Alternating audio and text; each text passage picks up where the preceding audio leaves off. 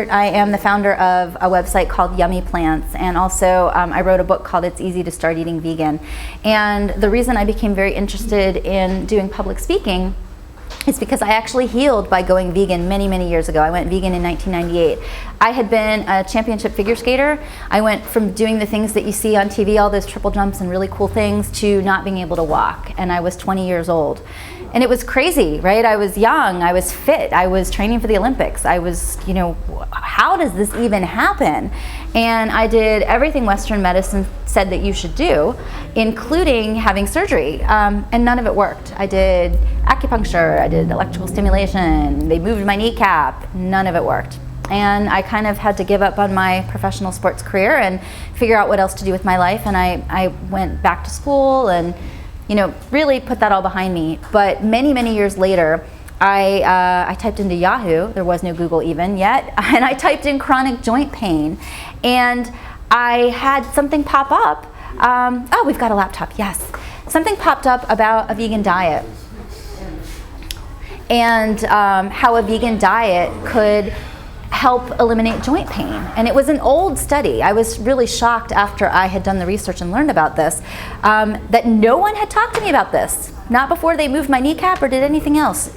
Hi, this is Tony. I have all these helpers, yay. I'm just the IT guy. I think we might now have a laptop, but if you can just sit tight for a couple minutes, that'd be awesome too. This goes up to Information about this study in Scandinavia where these people went vegan for 6 months and reported an 80% reduction in their joint pain. And the study was already 20 years old when I saw it in the 90s. And I could not believe that the information wasn't being published, and no one had even really told me about that. So I decided to go vegan and had not even been vegetarian, but I really wanted to get back on the ice again. And so I went vegan, and within 3 weeks, most of the pain was gone. Within 5 weeks, I was back on the ice. And this was after 5 years of living on pain medication and hardly being able to walk. And it was crazy.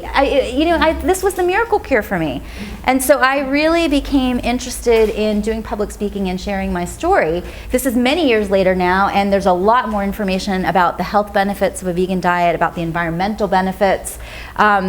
Obviously, major benefits for the animals. There's just so many reasons to go vegan, but this was 1997 when I had my journey, 1998, and so it was a really different world. And so I do speak all over the country, and I've done some international talks just telling people how easy it is to be vegan. And my goal is that you'll see how easy it is, how yummy it can be, and how many options you really have. And we're going to talk today about easy egg and dairy substitutions, how to stock your vegan pantry. What do you do when you're out on the town or at client meetings, or you have a date? We don't want to make our food the most important thing, and I want you to see how easy it really can be to make this workable inside the house, outside of your house, when you're traveling. And those are the goals of the presentation today. And then as a resource, there's yummyplants.com, which is a website. It's a very robust website. It's got a travel section. It has a ton of recipes. It has health information. What's the name of the site again? Yummyplants.com, and this is the book, but this is the logo. This is what it looks like. You'll see a corner, like a pyramid of fruits and veggies.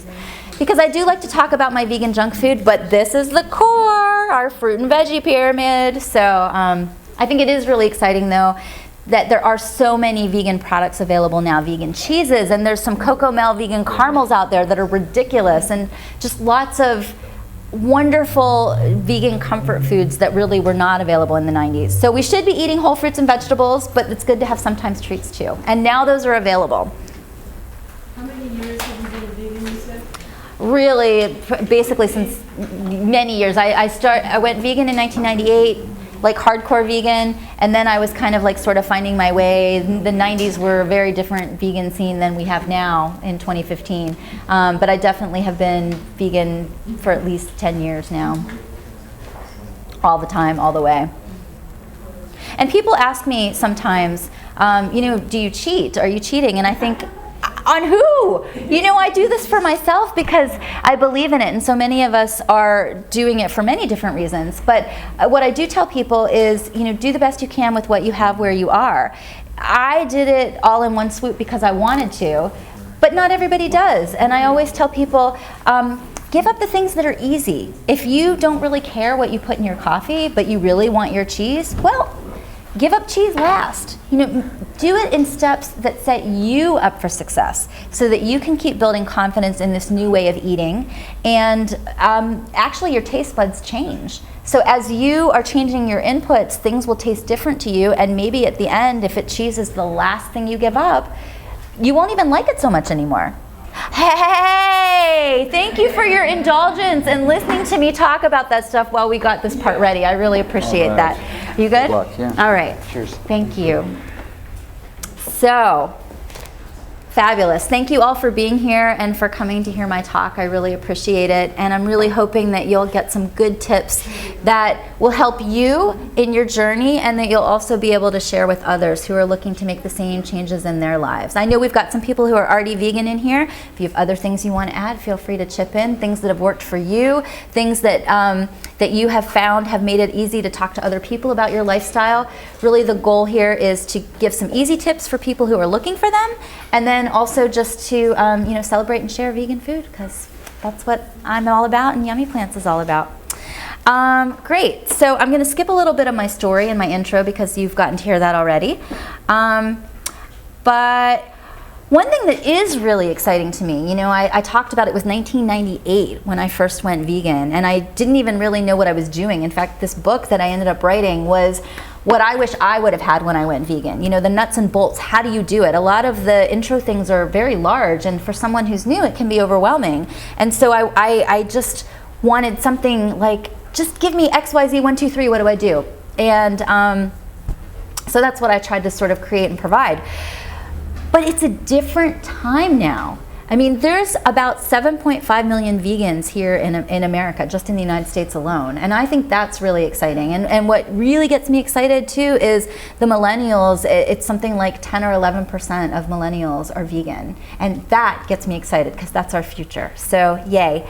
But it's people in all walks of life. You're seeing a lot of professional athletes who are becoming vegan because they're talking about the health benefits and how it helps their muscle recovery time. We're hearing politicians and actors and actresses, and just so many people from all different walks of life are exploring this.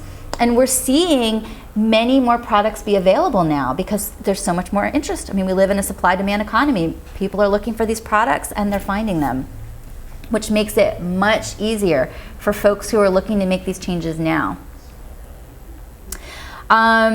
There was a great study that was actually from the Vegetarian Resource Group. There was a Harris study. And so really, aside from the younger population demographic looking like they are now choosing a vegan diet, about a third of Americans are doing things like meatless Mondays and meat out Mondays and just making choices to eat less meat, which I think is exciting because, again, as more people are making choices for plant-based products, more plant-based products are becoming available. We've seen the explosion in vegan cheeses over the last couple of years. That is exciting. So, how do we get started? When people are looking to make these changes, a lot of the questions that I get are, well, what am I going to put in my coffee? Or what am I going to put on my bread? How can I make cakes and cookies? How do I get enough protein? Who has heard where do you get your protein? Right? Exactly. So we're going to cover that. And what do I do when I go out to a restaurant? So this is where we're going with the presentation. Like I said, we're going to talk about easy egg and dairy substitutions, how to stock your pantry, what do you do when you're outside of the house. A lot of times we have control over our environment inside our house, but what do we do when we're traveling, etc. And I'm going to show you some really yummy foods. So let's talk about dairy. I'm a child, I was born in the 70s. So, there were all these commercials, milk, it does your body good, you have to drink a glass of milk a day. I was told that really dairy is the only place I can get my calcium. But let's talk about that. Is that true? And actually, it's not true. The Harvard School of Public Health actually came out in 2012 and said dairy is not the best source of calcium. It's not the best source of calcium for many reasons. One, it's not bioavailable in the same way that plant-based sources of calcium are. There may be more milligrams of calcium in dairy, but it's not bioavailable. So whatever calcium is in broccoli or bok choy or baked beans or tofu, we can actually synthesize all of that. So that really, it's a more efficient use of calcium absorption. The other thing is, though, calcium, aside from just not being super bioavailable, there's a lot of other stuff in dairy products, right? You've got a lot of cholesterol, you've got a lot of fat. God only knows what kind of hormones and stuff went into the production. If you're looking at water usage, I mean, this is a state that's having a drought. If you're looking at water usage in arable land, there's so much resources going in to dairy production. And then, of course, we have the whole animal ethics going into that. So if you look at all parts of the equation, really, dairy is not the best way to get your calcium. Let's talk about common dairy substitutes. And things are changing so quickly now. There's so many more products hitting the market. These are ones that I know about. This is California, the land of innovation. If you know of other ones that are not listed on here, please do share with the group. But common bases that I've seen as I've been sort of traveling in my parts of the world, coconut, almond, soy, rice, oat, cashew nut, hemp seed. And hemp milk does not contain THC. So if you're getting drug tested, that's not going to be the reason there will be an issue. It's from drinking hemp milk. So don't ever worry about that one. But there's so many brands too for dairy substitutions. There's So Delicious and Tempt and Silk and Eden Soy and Daya, Tofuti, Nadamu, Calafia, Stonyfield, Almond Breeze. This is just a small sampling on the website. I kind of try to keep that up to date. There's a common brands page to help people with their shopping list because things are changing so quickly now and new brands are coming up all the time. And regionally too, you can find things in certain areas that you can't find in other areas. But one thing you do know is no matter where you are, you can definitely find good dairy substitutions that taste good, that are widely available. You can get things in aseptic packaging. So even for people who live in small towns, if you just happen to be visiting San Francisco this weekend, you can still order things online and it can come to you. Vegan butter, there's Earth Balance. I have to check. There's, in that exhibit hall, there's a company called Melt, but I don't think they're vegan. I believe there's casein in their product, and that's one of the things that we're going to talk about a little bit later, but do check. If you see something that says it's dairy-free, double check for casein. Casein is a dairy product. It adds in meltability, and so sometimes like there's an almond milk cheese that actually has casein in it. Melt used to have casein in it. I haven't checked recently, but if you're somebody who has a sensitivity in the way that I did, where I had inflammation due to dairy products, casein will still cause that. So double check that. The only one that I know of that definitely is vegan is one called Earth Balance. Cheese alternatives. Let's talk about this. This is exciting. For those of us who may have been vegan for quite some time, we've never had it the way we have it now with all these cheese alternatives that taste good, that really melt. Miyoko's Kitchen is here today in the exhibit hall. They're made locally. It's wonderful. And it's a really exciting time. This is actually a pizza from Mountain View. Amici's Pizza. Have you guys ever heard of that chain? Yeah, they make a really nice vegan pizza. So it's a pretty exciting time. There are spreadable cheeses. There's Heidi Ho and Treeline and Miyoko's Kitchen, and hard cheeses and shredded cheeses, and pretty much there's artisanal cheeses that are made from nut milks, but they make with the same spices the way they used to make cow milk cheeses. So it's a really exciting time. If you tried being vegan at some point in the past and tasted some of the vegan cheeses and thought, oh my gosh, I can't do this, it's a different world. Try some of these brands. Even the brands that have been around for a while have reformulated because the technology is just different, and they really are delicious. So again, here's this pizza. I was super excited about that. I just thought it was really yummy. And this pizza is really a testament to how the world is changing, that you can actually go out to a restaurant and get something vegan like this. It's really pretty exciting. So we've talked about dairy and all the substitutions that you can have, and let's talk about eggs. During the Second World War, there was a shortage and people didn't have access to eggs, and they used alternative binders and leavening agents like apple cider vinegar and water. There's old cake recipes that have things like that. In a lot of Indian recipes, they use chickpea flour. There's lots of different ways that we can use binders. Applesauce, bananas, ground flaxseed. It really depends on the recipe, because obviously if you're making something savory like tempura, you don't want to be using bananas. But really, one of the fail-safe things that you can do is just keep in your cupboard something called Energy Egg Replacer. And there's a new one that's come out this year called Meat Egg. And both of these are powders, they're shelf-stable. You just mix them up with water when you need them, and they don't have a flavor. So whether you're doing something like making pancakes or tempura or cookies or cakes, you don't have a flavor. It provides the function that it needs to, and you can do it all in a cruelty-free way, cholesterol-free way, more water-efficient way that doesn't require any eggs. And I have more specifics in the book about that, but at least this is just sort of a quick and dirty, information soundbite on that. So, are we ready to talk about protein? I know we talk about that all the time, but this is honestly, I'm just doing one slide on protein, because the truth is, all plants have protein, and beans are very rich in protein. Legumes, tofu, tempeh, even peas have 7 grams of protein. That's more than an egg. And it's not hard to get protein on a plant-based diet. We've sort of been conditioned to think that it is, but it's not. And according to the CDC, unless you're a hardcore athlete, you only need between 46 and 56 grams of protein a day.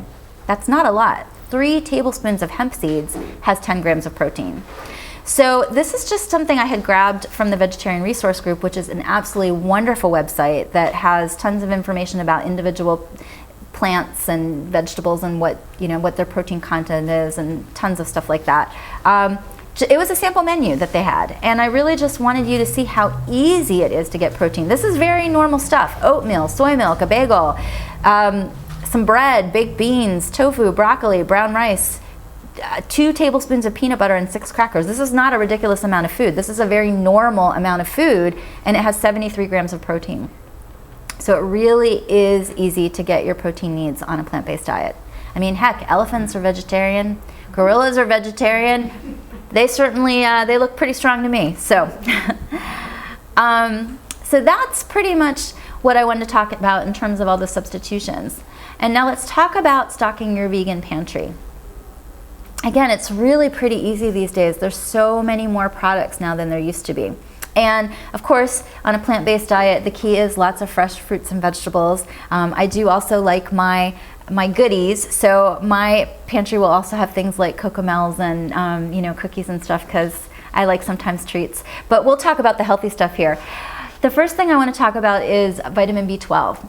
You can get absolutely everything you need on a plant-based diet, and some people do say you can get enough vitamin B12 from nutritional yeast, but the doctors that I follow have said, you know what, why not take a B12 supplement?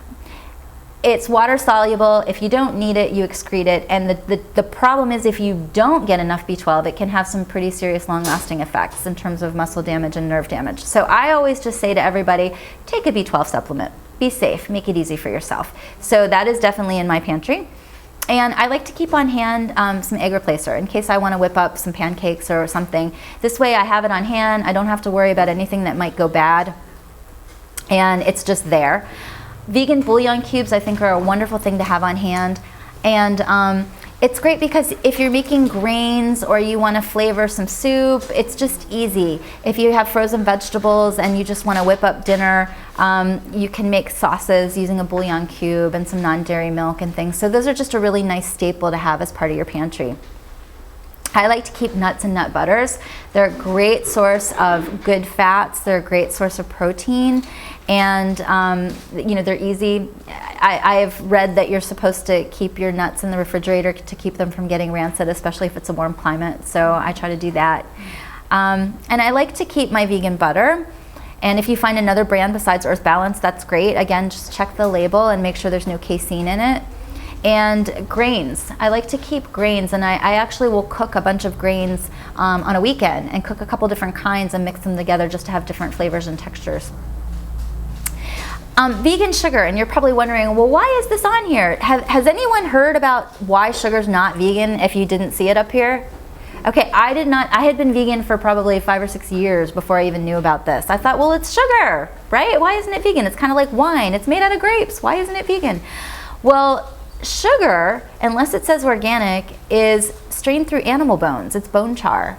So if it says vegan sugar, that doesn't happen, or if it says organic sugar, that doesn't happen. So that might be something for you to look into. So I always either buy organic or make sure it says vegan. And just a quick sidebar about the wine. Unless wine says it's vegan, it might be filtered red wine with isinglass, which is fish guts. So that is why wine isn't necessarily always vegan. Since this is the Bay Area, there's a really wonderful place in Napa called O'Brien Estates. His daughter's vegan, so all of his wines are vegan. And there's another one down near Gilroy, Clos La Chance, also has vegan wine. So I don't work for either of them, but I'm happy that they're making it, and they don't announce that it's vegan, so I just like to tell people that it is.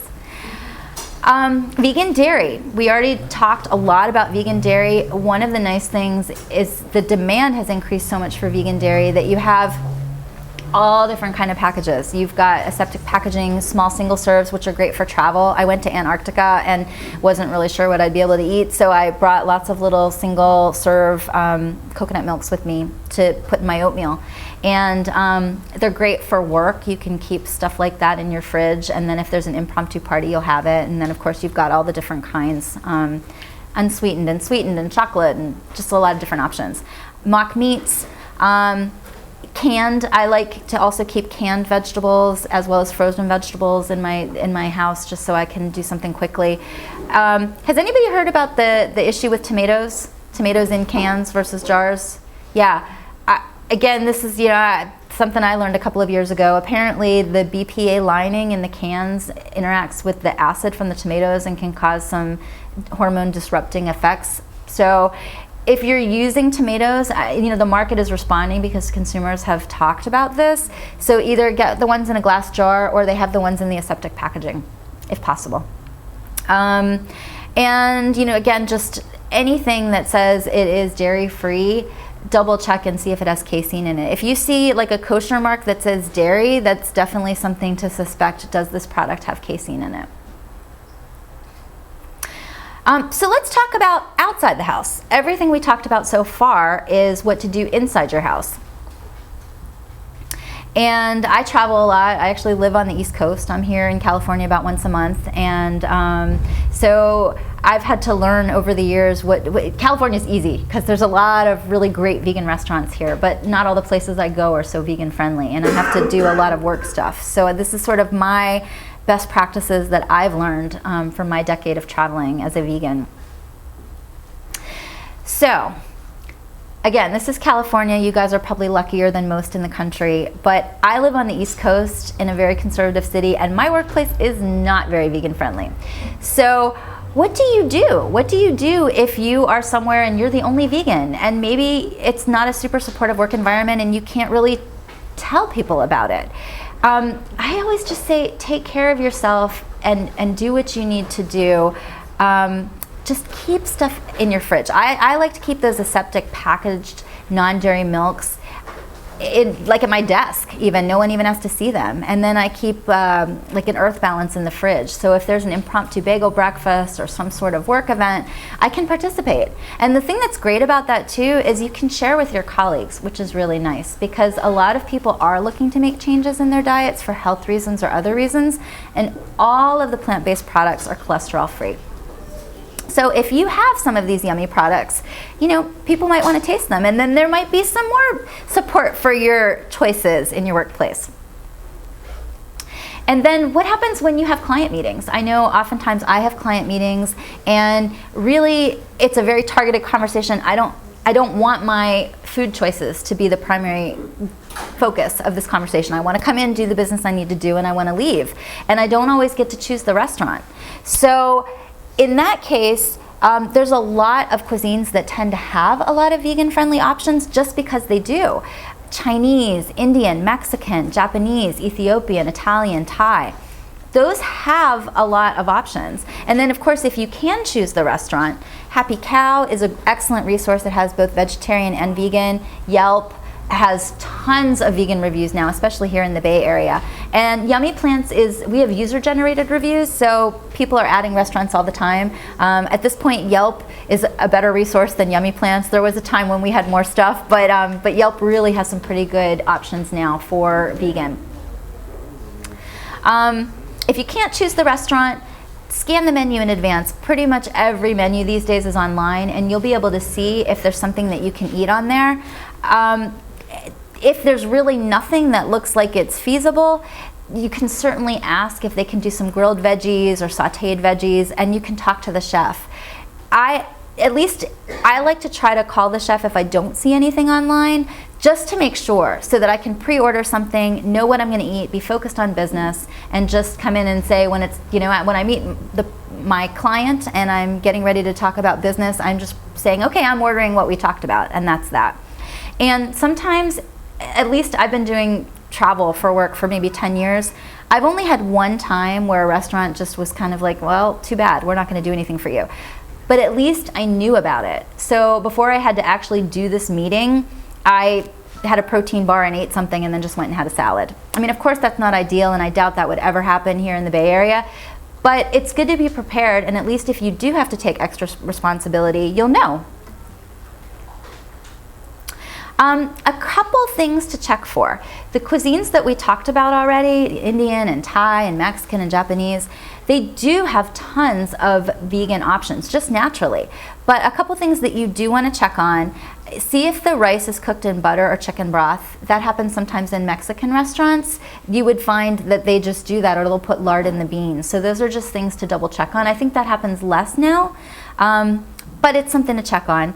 If it's Italian, see if the pasta contains egg. For Indian food, you're going to want to make sure there's no ghee, which is clarified butter, or paneer, which is cheese. And for Thai food and for Japanese food, you'd want to make sure there's no fish sauce or bonito flakes. Like sometimes miso soup will have bonito flakes, which is fish. So those are just things to double check on. And so now we're done with work. We're ready to go out. We want to see our friends. What do?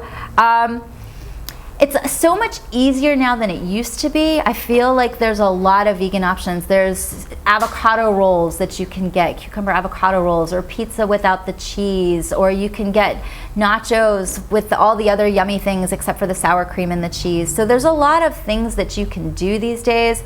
If you're in a pinch, and if I feel like I'm going somewhere and I'm meeting friends and there's really not going to be anything for happy hour, a fail-safe way is just bring a little bag of peanuts or something with you. You know, when you're traveling in Europe, if you're at a bar, they give you an aperitif and you have a little thing of nuts. And that's just something really portable you can have with you, so that you can enjoy your drinks and still have something in your tummy. The other thing, especially here in the Bay Area, is for mixed drinks, there really seems a lot of bars are also attached to restaurants, and it seems like there are soy milks and coconut milks and other non-dairy creamers and things that you could use. So if you just ask, it might not be on the menu, but it might be available. And the other thing I feel really strongly about is if you're nice about it and you ask, it shows that there's demand for these products. So even if it's not available right now, if enough people ask for them, it will be. So we've talked about easy substitutions. We've talked about how to stock your pantry. We've talked about what do you do when you're outside of the house. And now let's talk about yummy, super awesome food. These are vegan. Oh shoot, it's not showing up so well because of the light, but this is vegan food from other random places. These are all Bay Area vegan food things, and they're just delicious. And what I really want to show you is how yummy vegan food can be, and that you don't really need to give up anything. I mean, now at this point where we are in 2015, there is a vegan version of pretty much everything you could ever want, and especially here. And there's so many wonderful all vegan restaurants that are mixed but have great vegan options. There's really everything you could ever want to make it easy for you to get started. So just a quick note about Yummy Plants. We're a global vegan community. Everything's free. There's lots of information and recipes and tips for vegan travel and some health information. And we have a Facebook page, and every single day on our Facebook page we post a different vegan food just to show you how yummy things are. And you can make suggestions and talk to other vegans about what you like or what you don't like. Sometimes people don't like the things we post, but that's good too. You should say what works for you. And really my goal just with my story was to connect vegans all over the world. When I first went vegan, I was living in the Deep South in 1997, 98, and I didn't even know any other vegetarians, and I felt really alone. I felt like it was hard because I didn't have anybody to ask questions. of. What worked for you? What tastes really good? What doesn't taste good? What should I do? And I really wanted to create something online where we could connect vegans all around the world so everybody would feel like they were part of this awesome community and be able to help each other. This is my book. It's easy to start eating vegan, and if you have a group that's all looking to go vegan at the same time, or you want to do book club, we do discounts. And I'm here. I have a booth. You're welcome to stop by. I'd be happy to sign one. And and I also have these T-shirts, which I made. They're organic cotton, and they're really fun. And I think they're really good conversation starters for your activism. You know, they're just so cute, and I think people will ask you about them, and then it's a chance for you to share your story about why you choose this lifestyle, because each of us has our own reason and our own story, and we resonate with different people. And I think the most powerful thing that any of us can do with our activism is to say why we choose this, and just to be a beacon of light in this world and show people how easy it can be. So this is some information about Yummy Plants, where you can find it. We have a lot of videos, recipe videos, travel videos. If you've ever wanted to see Antarctica, there's a whole Vegan in Antarctica series on there. You can see the penguins. Really fun. And this is the Yummy Plants website. And this is me. I told you I was a championship figure skater, and this is actually in Palo Alto. There's a little ice rink outside, and I was able to get back on the ice after I went vegan. It was such a gift to me. And I think that not only has going vegan helped me with my health, where I really got my vitality back and was able to jump and dance and do all the things that I love to do, I truly feel it is my responsibility. The world that we have now is not the world that I grew up in as a child. The resources that we have available to us in terms of arable land and water usage and the way that we're treating animals, it's different now. And I feel that the very best thing that we can do for future generations is to be really good stewards of our environment with the choices that we make. And the bottom line is, in this day and age, we can make choices that are compassionate, that are responsible in terms of the environment, and that are delicious. And if you remember anything about my talk today, I hope it's that you'll remember that it's delicious, because it can be. And that's it. Are there any questions?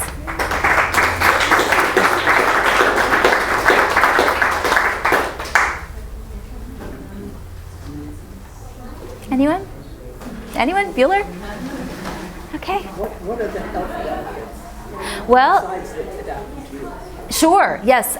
So a lot of the research, sure. What are the health benefits of a vegan diet? And there's wonderful research that's been done by Dr. Furman, Dr. Campbell, Dr. Barnard, and it talks about how a vegan diet can actually reverse heart disease and type 2 diabetes, obesity.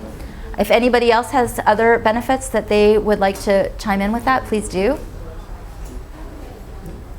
I think I'd like a tip on how you can talk to your friends about the choice you made to change over or stop eating animal products in general, because they were cross-eyed and then explain how soy is estrogens can give you cancer, and plastic is in rice, and it's like, oh my God. Sure. So I will actually give you some tips and also tell you what's worked in my life. When I first went vegan, my mother, because she loves me, right? It's because they love you. That's the first thing to remember. They care because they love you, and they want to make sure you're okay and you're going to be healthy. When I first went vegan, my mother was like, oh my God, where are you going to get your protein? Right? That's the big one. But my mother's now vegan, and she is. And one of the reasons that she is one of the first people I interviewed for the Yummy Plants website was Dr. Barnard. And when she read the health benefits from a doctor, as opposed to, me just saying this is what I want to do, she felt safe with it. So I think really presenting people with fact-based evidence about why you're choosing this and that this is okay for you, that you're going to be fine, is one thing. The other thing you asked, there was a two-part question, right? Plastic and rice. What was the other thing you asked about? They come back with why like carbs aren't good. Yeah. Or why they can't do soy. Right. So the soy issue, there's some good research about that, is when people are eating whole soybeans, they don't have the issue with the estrogens. I mean, in Asia, they've been eating whole soybeans for years. It's when they start screwing around with things with the GMO soy and the soy protein isolates that there are issues. So I would definitely look to some of the research in that. And again, when it's fact-based by some credible source, I think that is a helpful tool. But the most important thing, I think, is all you can ever do is be true to you. right? Why are you choosing this? I don't care what my friends say. Like, I can jump up and down. See, that makes me happy. That could not have happened when I wasn't vegan, right? So I think each of us has our own story. Some of us are doing it for animal ethics. Some of us get into it for health. Some of us get into it for environment. Whatever the reason, it doesn't matter. Be true to who you are, because that's who you are and it's your story. And you'll touch people's lives, you really will, with why you do it, because each of us is different. By the way, how am I with time? Is it time for the next person? No? Okay. 12:56. Oh, cool. Okay, I'm a fast talker. So, yes? What are the other source for B12 except of the supplements? So, Natural. yeah. So it comes from a bacteria in the soil, and the soils are so depleted these days that it's hard to get enough B12, I think, just on our own. I have read that you can get it from nutritional yeast. Does anybody weigh in on that? I mean, I don't know. Dr. says you can't get enough of it from nutrition. That's why I personally take a B12 supplement. But Patty, what do you think? Fortified milks have B12 added to them, so if you're using even soy milk or some other brands of soy milk or rice milk or almond milk, they fortify it with B12. Yeah, but I just thought maybe there are natural, There are not any good natural like sources. spirulina. Yeah. Example, there is B12 in spirulina, right? Orange salt, which you're talking about. So there are. But it's trace you can amounts. get it, but maybe not enough. But for sure Yeah. there is. So I thought maybe you know about something. I only know that there's trace amounts and that the medical research says that it's not enough and that we ought to really take a B12 supplement. That is my stance on it. I'm not a doctor, so I'm reading the same research you are, honestly. And that, just in my opinion, since it's water soluble and you'll get rid of what you don't need, at least for me, I would rather be safe and just take the B12 supplement. Yes? One of the sources I always go to when there's a question about the accuracy and the science behind it is to Dr. Greger's site. Excellent. Nutritionfacts.org. He's got all the research. You can look into it and see what is actually the science says about it. Thank you. That is a great point. Like little 3-minute bites, so you don't have to read a book. And you can search. So nutritionfacts.org, exactly. That's wonderful. Thank you for the suggestion. Can you repeat the name? Nutrition Facts, FACTS.org, Dr. Greger, and you can. There's a little search box. You could even type in B12, and it'll give you all of the articles. Thank you for that suggestion. Appreciate it. It'll give you all of the articles that are relevant to that and videos. And way more. It's a wonderful, wonderful website. He basically distills down all the research. He goes through thousands of journal articles, so we don't have to. It's great. I'd like to recommend a film called Fork Over Knives. Yes, good point. Forks Over Knives. It's a wonderful film that talks about all the different aspects of meat production and the benefits of going vegan. Yes. Yeah, that totally convinced me to go vegan. I remember I was thinking about it. Yeah, it's a wonderful, wonderful documentary. I agree. Any other questions? Okay. Thank you for coming. Oh, the book is called It's Easy to Start Eating Vegan. Oh, it's out there next to it's across from the food, one of the like the Asian food thing. How much are they? $14.95.